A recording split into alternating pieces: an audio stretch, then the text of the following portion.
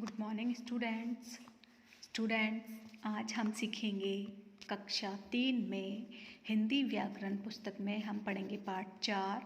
पाठ का नाम है शब्द और वाक्य।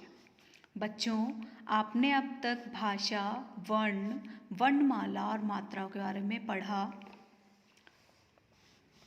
क्या आप जानते हैं कि दो या दो से अधिक वर्णों के मेल से शब्द बनते हैं? शब्द वही होते हैं जिनका कोई ना कोई अर्थ होता है। अतः शब्द सार्थक ध्वनियों के मेल से बनते हैं।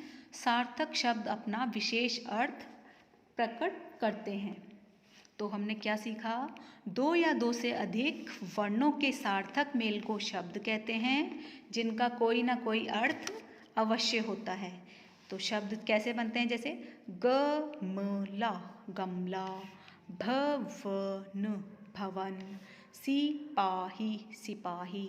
तो इन सब का कुछ ना कुछ मतलब है, इसलिए क्या है ये शब्द। अब हम पढ़ेंगे शब्दों के भेद। शब्द कितने प्रकार के होते हैं? अर्थ के आधार पर शब्द दो प्रकार के होते हैं, सार्थक और निरर्थक।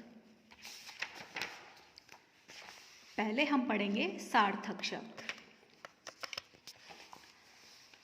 वर्णों के मेल से बने ऐसे शब्द जिनका कोई ना कोई विशेष अर्थ होता है सार्थक शब्द कहलाते हैं। जैसे हम इन चित्रों को देखेंगे और शब्दों को पढ़ेंगे, इनका कुछ ना कुछ मतलब है। जैसे अंगूर, हाथी, साइकिल, इनसे विशेष अर्थ का बोध होता है, अतः ये सब सार्थक शब्द है, मतलब इनका कुछ ना कुछ मतलब होता है।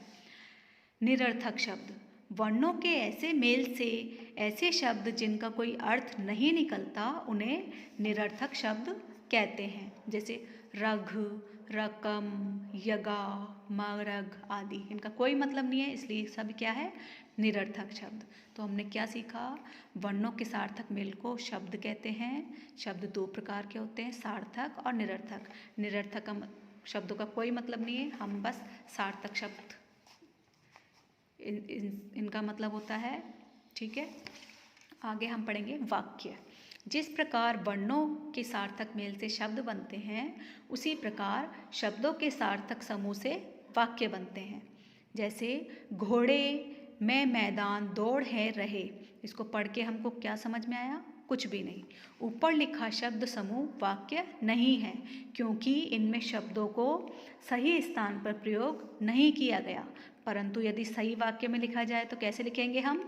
घोड़े मैदान में दौड़ रहे हैं। यह शब्द समूह सही वाक्य है, क्योंकि इनमें सभी शब्द सही स्थान पर प्रयोग किए गए हैं, अतः इस शब्द समूह से सार्थक अर्थ निकल रहा है। तो हमने क्या समझा?